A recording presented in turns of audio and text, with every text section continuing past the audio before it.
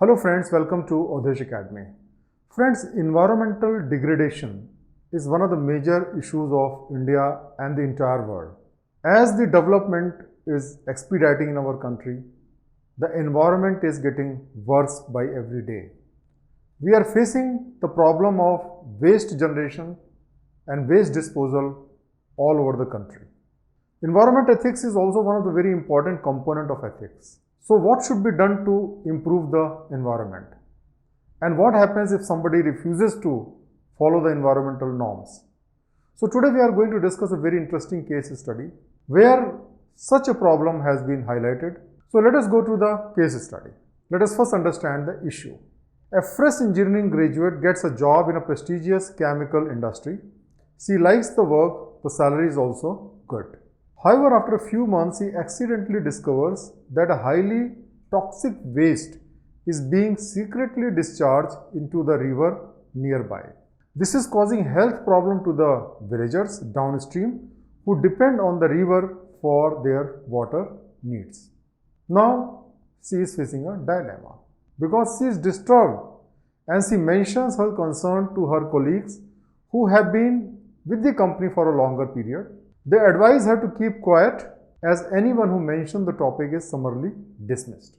She cannot risk losing her job as she is the sole breadwinner for her family and has to support her ailing parents and siblings. At first, she thinks that if her seniors are keeping quiet, why should she stick out her neck? But her conscience pricks her to do something to save the river and the people who depends on it. At heart, she feels that the advice of the silence given by her friends is not correct, though she cannot give reason for it. Now comes the question. She thinks that you are a wise person and she seeks your advice. What argument can you advance to show her that keeping quiet is not morally right, and what course of action would you advise her to adopt and why? So first, let us critically analyze the issue.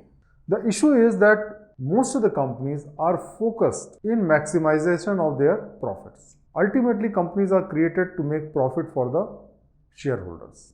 Now, environment protection is an important thing, everybody appreciates it. But if you are a type of company which is generating waste, then you have to make huge investment for waste management. And when you make huge investment for the waste management, that reduces your profit. And that is the reason that the companies don't want to invest in the waste management. Further, the environment laws enforcement are quite weak in India. They are not very strict, they are not strictly enforced, and therefore companies take the chance and risk to maximize their profit by bypassing the environmental law. So this is a fact. And also the level of awareness for the villagers is also not very high, and they are not aware that the water they are drinking is responsible for so many ailments, and this water is harmful because of the toxic waste. So all these factors are combined. Now let us understand what argument we should give to the employee so that she is motivated to take some action. First of all, you have to tell her that it is your moral duty to save the life of the villagers who are ignorant of the health hazard. This is the moral duty of everybody.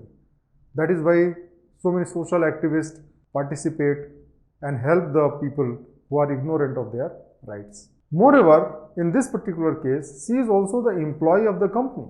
And as an employee of the company, you share the responsibility of any mischief which is played by the company. So it is also your legal duty to report the matter to the concerned government department because you are employee of the company. If you fail to do that, there is a possibility that someday action can be taken against you also because you may be a party to it and you are aware and you have not taken the proper appropriate action. So you have to tell that it is her moral duty and it is her legal duty to report the matter and see that this malpractice is stopped.